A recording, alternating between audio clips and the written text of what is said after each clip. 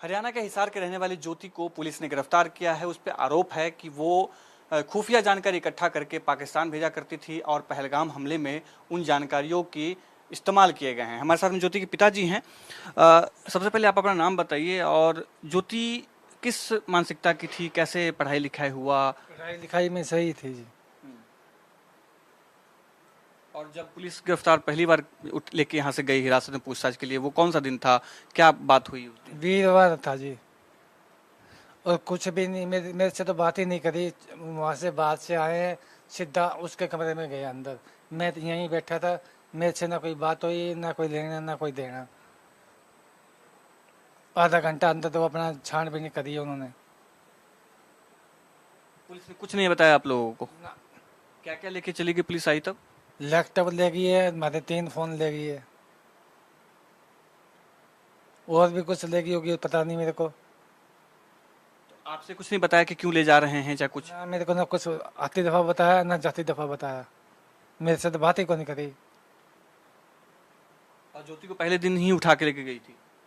पहले कैसे, वीरवार को आए थे, वीरवार को ही ले गए थे सवेरे सवेरे।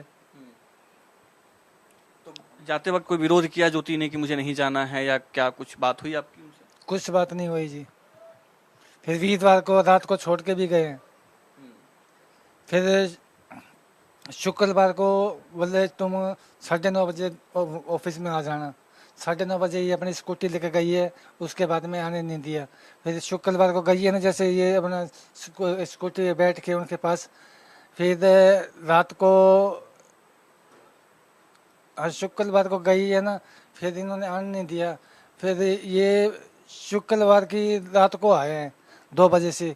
2 बजे आए हैं, बोले वो पासपोर्ट ले जाना है, वो ले गए। अच्छा, पासपोर्ट जब्त कर लिया उनका? हाँ जी। और जब ज्योति आई पहली बार, जब वीरवार को जब वापस घर पे आई, तो क्या बताया उसने आपसे कि क्यों पुलिस लेके गई है, क्या? 10 बजे आई थी, रोटी खाई और सो गई। हम तो 8 बजे ही सो जाते हैं। उस दिन कुछ नहीं बताया उसने? ना, शुक्रवार को क्या गिरफ्तारी हुई तो उसके बाद में? शुक्रवार को कुछ नहीं बताया।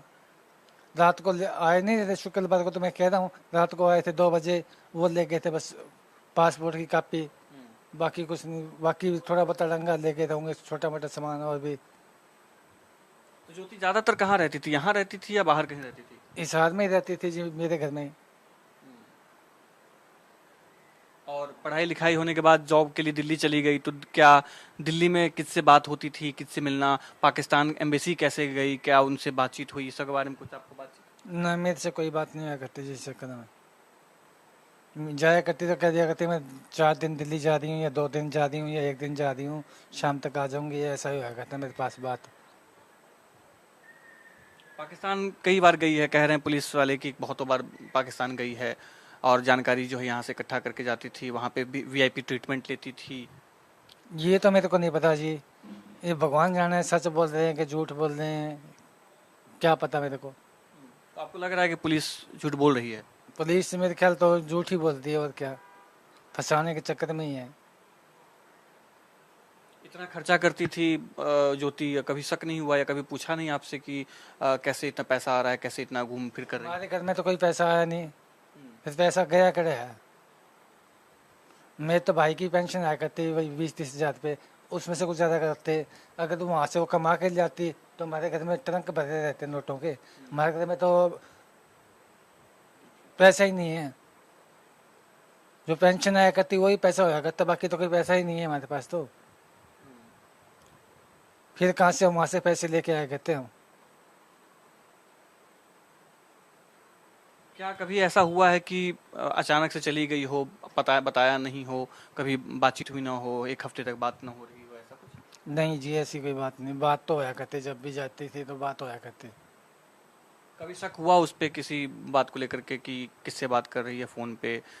ना जी, मेरे सामने तो कोई बात को नहीं हुई। पुलिस कह रही है कि कई सारे फोन उसके पास थे, 2 फोन अपने इस्तेमाल के लिए रखती थी, एक फोन गुप्त रखती थी, ऐसा कुछ?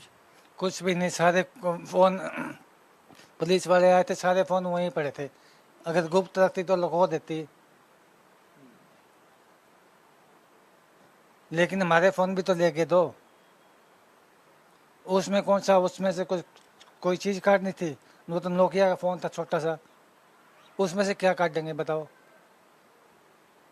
आज उड़ीसा के भी कई यूट्यूबर्स, एक दो यूट्यूबर्स के नाम आए हैं जिनसे इनकी दोस्ती थी ज्योति की। मेरे को नहीं मैं नहीं जानता जी उनको। कोई इनसे मिलने के लिए घर पे आता था या हिसार आता था? नहीं, मेरे सामने तो कोई नहीं आया। मैं तो सवेरे 8 बजे जाया करता, 2 घंटे में वापस आ जाया करता। उस कोई नहीं आया करता हमारे घर तो सवेरे सवेरे न। फिर मैं उसके बाद में 24 घंटे घर पे रहा करता। मेरे सामने तो कोई नहीं आया।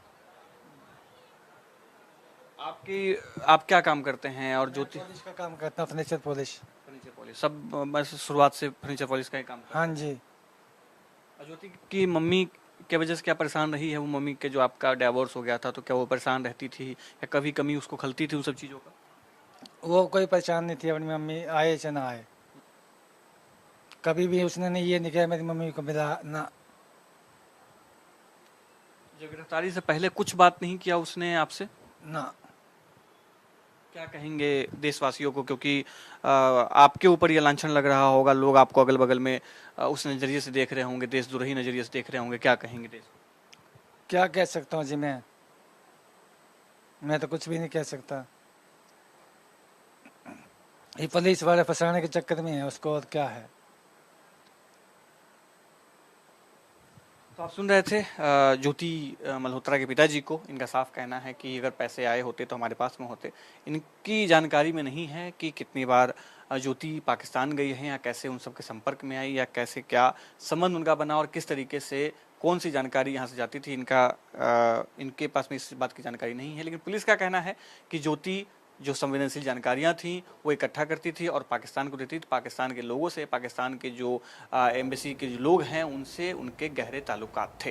कैमरामैन हिमांशु के साथ मैं आदित्य कुमार, इंडिया न्यूज। और इस बीच आ रही बड़ी खबर का रुख करेंगे। आपको बता दें इस वक्त की बड़ी खबर, चंडीगढ़ से बड़ी जानकारी। कानून व्यवस्था की स्थिति के संबंध में होगी बैठक। कल सुबह 10 बजे हरियाणा सिविल सचिवालय में बैठक होगी। ये बड़ी जानकारी सीएम की अध्यक्षता में